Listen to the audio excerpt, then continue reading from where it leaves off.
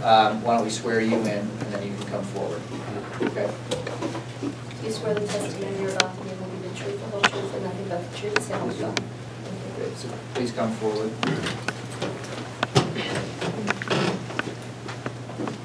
I didn't plan on saying anything tonight. One thing, Your name and your address. John Camel, 738 Camel Road, Boulder, Pennsylvania. I started saying I hadn't planned on saying anything tonight. However, from what we hear tonight, Marquette has complied with everything according to the laws of Township ordinances. The other thing I'd like to make a point on, that we do not want any of the garbage that was put together by Cecil Township. The 25 items, we do not want that garbage in Robinson Township. Okay? All right, thank you. And thank you. We do have a copy, and I'm not sure if the board members do, but we do have a copy. I have a copy of the Cecil decision somewhere. Okay.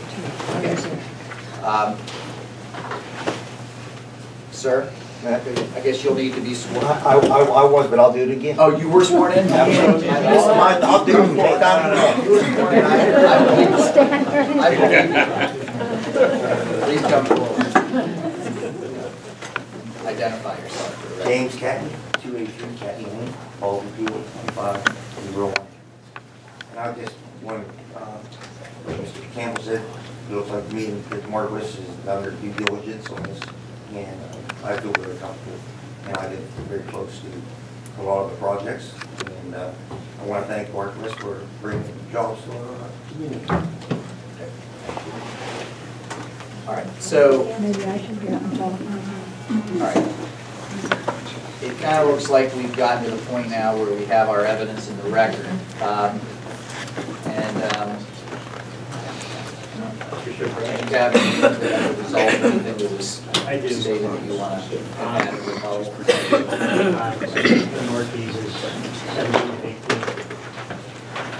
Mr. Bagley can testify as to what they are, but these are two exhibits that show distances from the proposed compressor station site itself, as well as from the various pieces of machinery and equipment that are on the compressor pad itself, demonstrating that the distances are well beyond what's required by the ordinance. So there's dwellings or churches or schools. Oh, I see. Okay.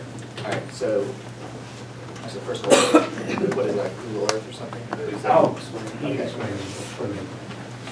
So, to verify compliance with the 1,000 feet requirement as part of section 336 of the ordinance, from schools, residential dwellings, places of worship, and things like libraries, I think was one of them also.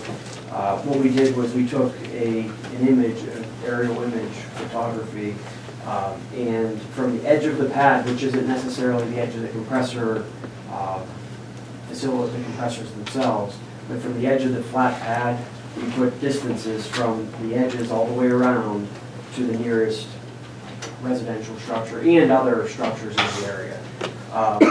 So what I'd like to do is provide Exhibit 17, which is from the edge of the pad to the nearest structure, and then depending on the interpretation of the ordinance and what there is a language in there saying from the compressor station, and part of the pad is actually a substation for power because they are electric drive compressors.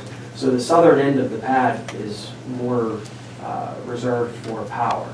So I took a second exhibit, number 18, more or less looking at the edge of where we would consider the actual compressor station proper, if you will, and then also did those same dimensions radially around the site. So in exhibit 18, are you saying that you're drawing even bigger, a wider the circle? distance gets further, right? Okay. Especially to the properties to the south.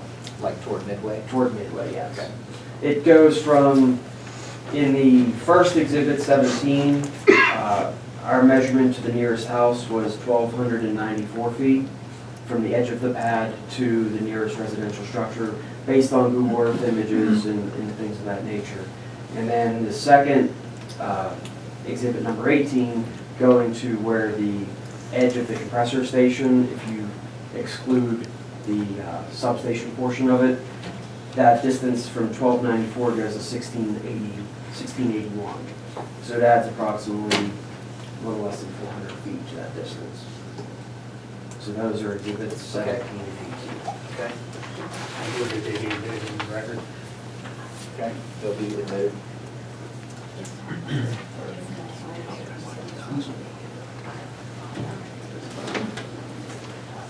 Okay, so I think at this point, what we're gonna do is we're gonna close the hearing at this time. There's, oh, I apologize. I do now have a What? question. Forgot my client, that's not good. That's a bad thing for a lawyer to do. I'm going to ask a question, and whichever one of you gentlemen want to answer, it's fine by me, because I'm not sure which one wants to. I keep hearing comments about emissions, and I've heard comments of engines and motors. Now, I know the difference between an electric motor and a natural gas internal combustion engine. To my understanding, you're using 8 5 kW electric motors to drive these compressors, correct? That is correct. How much emissions comes out of an electric motor? This is Nathan Weldon, I'll respond to that since it's dealing with your emissions. At the site, there is 0 emissions associated with an electric motor. That's kind of where I was headed with that. In comparison to what you would normally use would have been like a 2,000 horsepower Waukesha. It could have been, Or a something similar. similar to that, Yes. which would have massive amounts of. I wouldn't call it massive, but substantially more than 0. Well, I work for Cummins, largest engine company in the world. We produce both natural gas and diesel and dual fuel engines. And even that being, the engines built today, engines, not motors, big difference.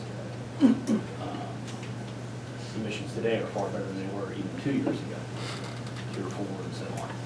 That is correct. So the question is, what is the fear of emissions from your plant if you don't have internal combustion engine? As speaking from our request, we do not have a fear of emissions from our plant, and so you would have to ask someone who has that to clarify what fear they have of emissions from your plant. That's where I'm headed with it, so. Electric motors do not make emissions. Okay, thank you. That was my question. Any other questions from the board at this time?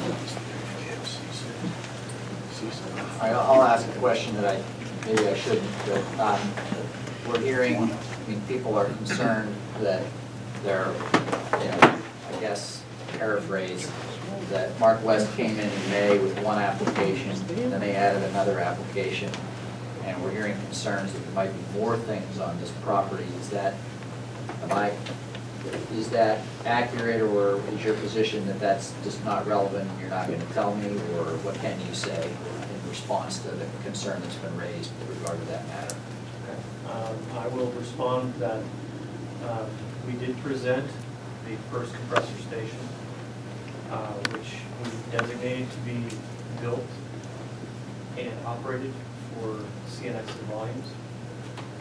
And this application before the board, as I mentioned in my remarks, is to service range acreage. And the development that we have shown through these 2 applications represents the totality of our intended development for this general area. Bless you. So when people are saying that you should disclose the whole kit and caboodle for this property, are you saying you have? As I understand what we intend to develop, yes.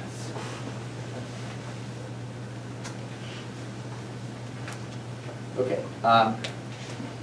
we're going to close the hearing at this time with if Mrs. Vance wants to get us that map, if she could do that. We made a allowance for BB, Exhibit BB. And then I'm going to say to the board at this time, my recommendation would be, I mean, that if you want to talk about this, we can. We are allowed to take an executive session for quasi-judicial deliberations, but you do have a meeting. You still have to have the rest of your meeting. I think it might make sense to defer and make the decision at the next meeting. It's up to you.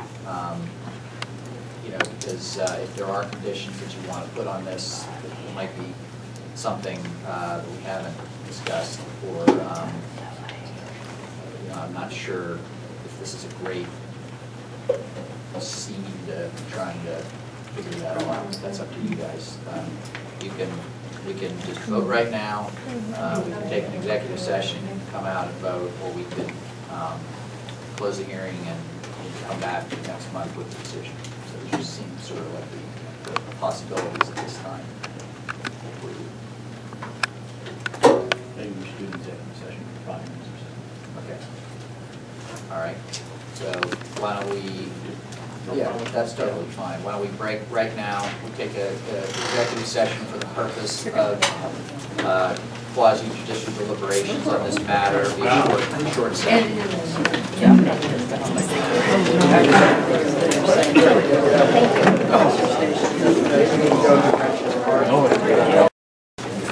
We're back on the record at the moment, and as a result of the executive session that we just took, the board has directed our office to prepare a written decision, findings of fact and conclusions of law, which are required by law.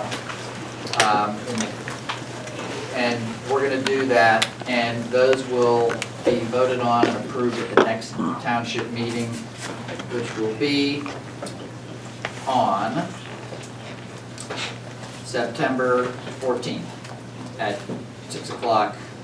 So there will not be no further testimony, no further evidence. The hearing is over. The decision will be rendered on the 14th. So maybe we'll make a motion to do that.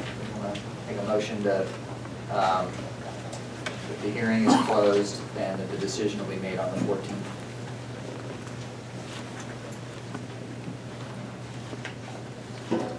I'll make a motion to close the Mark West conditional use hearing.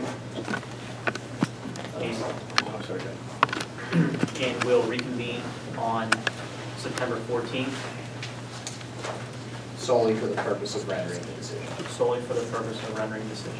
Do I have a second? Second. It's been moved and seconded. Roll call vote. Mr. Kendall? Yes. Mr. Durant is a yes. Motion carries.